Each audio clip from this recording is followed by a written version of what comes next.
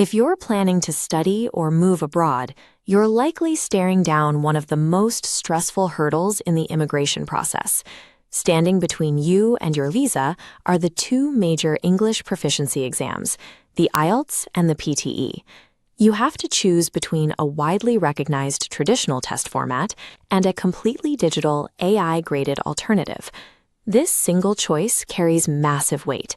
It dictates how fast your paperwork moves, how many immigration points you secure, and it costs hundreds of dollars every time you sit for it.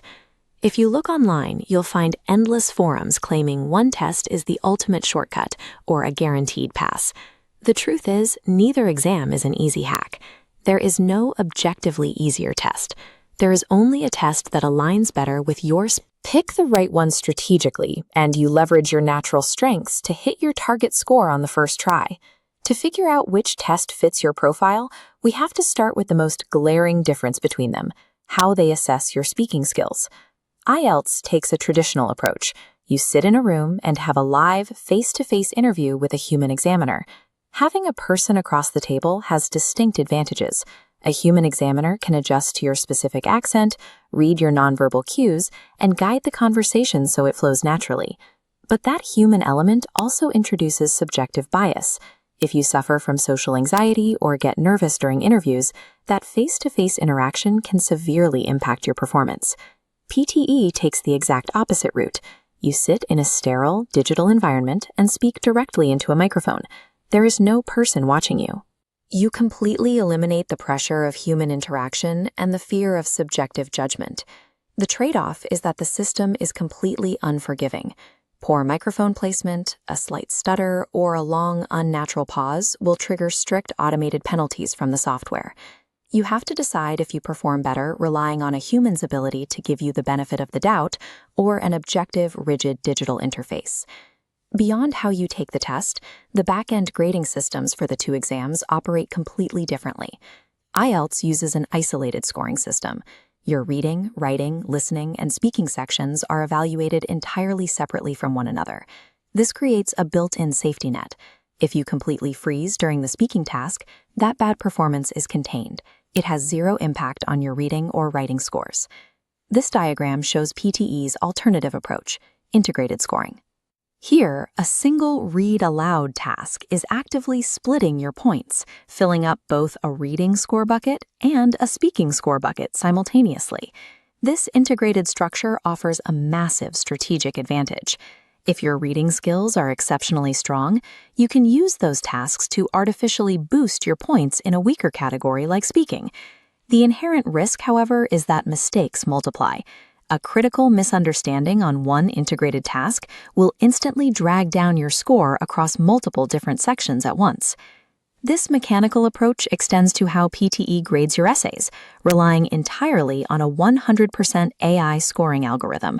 The AI scans your text, looking for precise grammar structures, fluency patterns, and exact keywords. Because it lacks human intuition, it heavily rewards candidates who use structured, memorized templates over organic, creative writing. IELTS protects candidates who have isolated weaknesses but strong overall English skills, while PTE offers a huge advantage to candidates who can systematically optimize and hack the AI's grading algorithm. Internal test mechanics only matter if the exam actually meets the external, real-world requirements of your destination. If you are fighting a tight visa deadline, PTE's fully digital system delivers results in under 48 hours. For many applicants, this speed is an absolute lifeline. Contrast that with IELTS, where waiting for paper-based results can take up to 13 days. This vertical scale illustrates specific destination preferences, starting with Australia and New Zealand.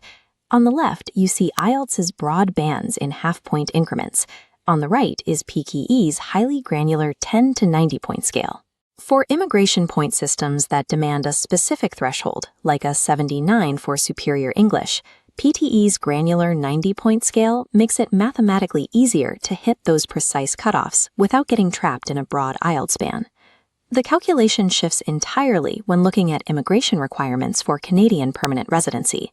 While Canada recently started accepting the new PTE core test, the IELTS general training exam remains the universally recognized standard.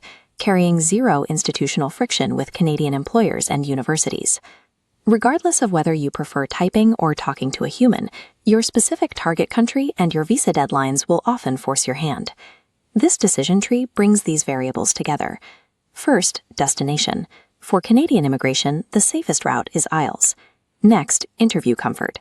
If you freeze speaking to strangers, lean toward PTE. Finally, writing style. Relying on memorized templates? Choose PTE. A natural writer? Choose IELTS. This leaves us with two ideal candidate profiles. The first is the traditional communicator. You thrive in human conversations, prefer the tactile feel of paper exams, and are applying to legacy immigration systems in Canada or the UK.